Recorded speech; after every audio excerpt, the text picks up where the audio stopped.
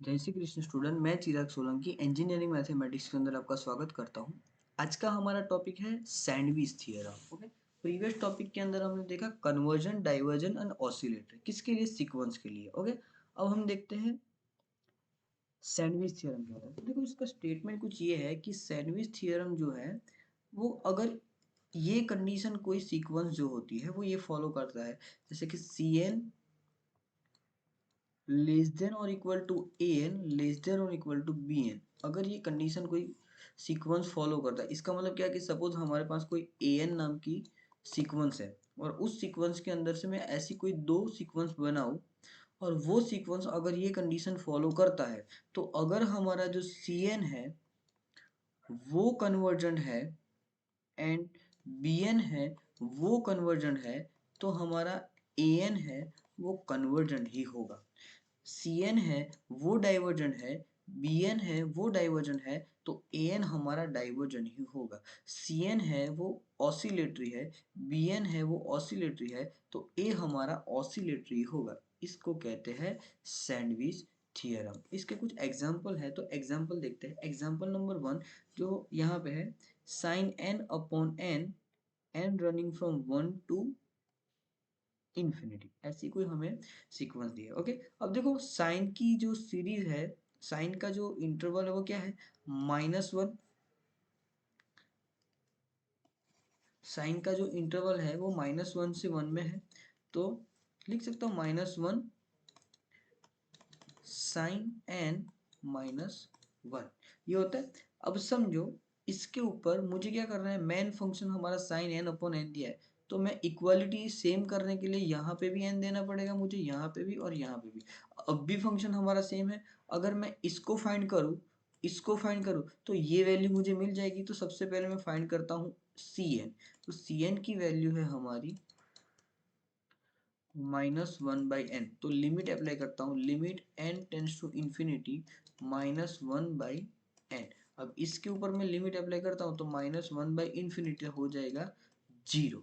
तो ये इसका आंसर आया क्या? Cn जो है वो 0 आया, मतलब Cn की वैल्यू क्या आई? कन्वर्जन।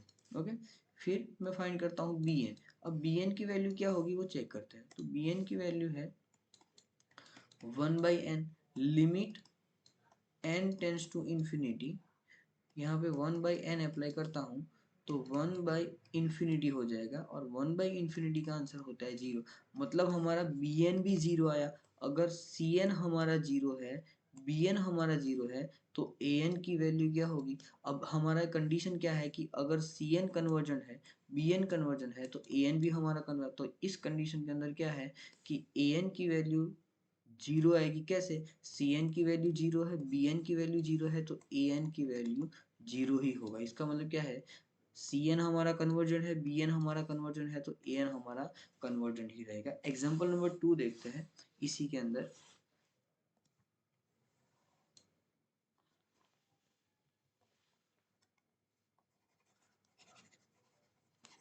ओके, एग्जाम्पल नंबर 2 ले रहे हैं हम कि अगर हमारे पास कोई सीक्वेंस दी है और वो सीक्वेंस कुछ इस टाइप की कंडीशन फॉलो करता है कि वो सैंडविच थ्योरम से सॉल्व करो ऐसा कहा है, तो उसको सॉल्व करने के लिए हमारे पास क्या होना चाहिए? तो उसको सॉल्व करने के लिए हमारे पास ये कुछ कंडीशन होनी चाहिए कि ए एन अगर हमारा फाइनाइट, सॉरी सी एन हमारा फाइनाइट है, बी एन फाइनाइट है, तो एन हमारा ए एन हमारा फाइनाइट है। एग्जाम्पल नंबर 2, एग्जाम्पल ले रहे हैं sine n upon n square.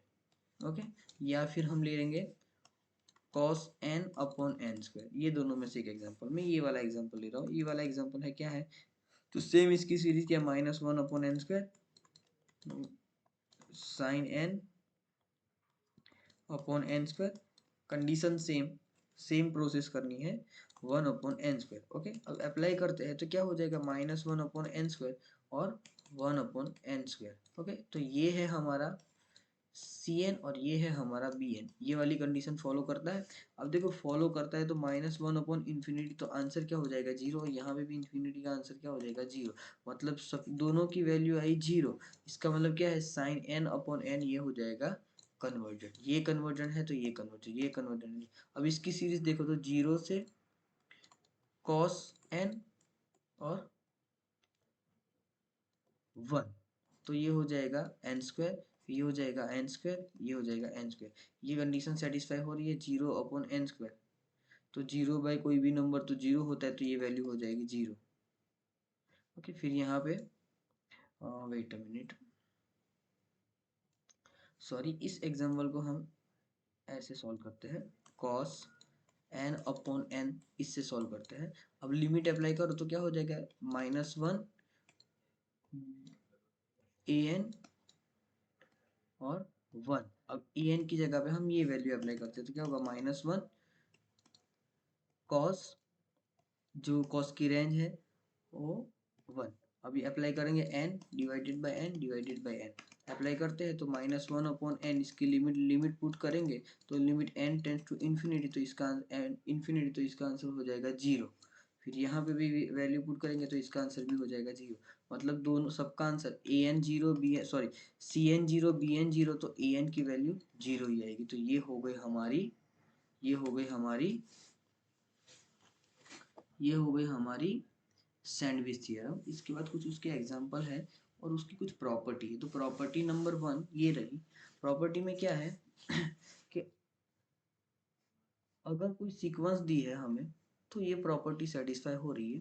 Property क्या है, अब सीरीज की बात हो रही है। प्रॉपर्टी क्या है कि समेशन an प्लस और माइनस bn, तो इसका समेशन अप्लाई करेंगे तो ये समेशन इसके साथ भी जाएगा और इसके साथ भी जाएगा, इसमें से कुछ कांस्टेंट निकल रहे, तो ये वाली प्रॉपर्टी। इसके बाद जो सीरीज है उस सीरीज का नाम है टेलीस्कोपिंग सीरीज। ये टॉपिक स्टार्ट हुआ हमारा सीरीज का, अभी तक जो टॉपिक था वो हमारा सीक्वेंस था, ये हमारा टॉपिक आया सीरीज का। तो सीरीज के टॉपिक के अंदर क्या है कि सीरीज हम किसको कहते हैं, तो समझो कोई सीक्वेंस है तो उसको हम ऐसे लिखते थे।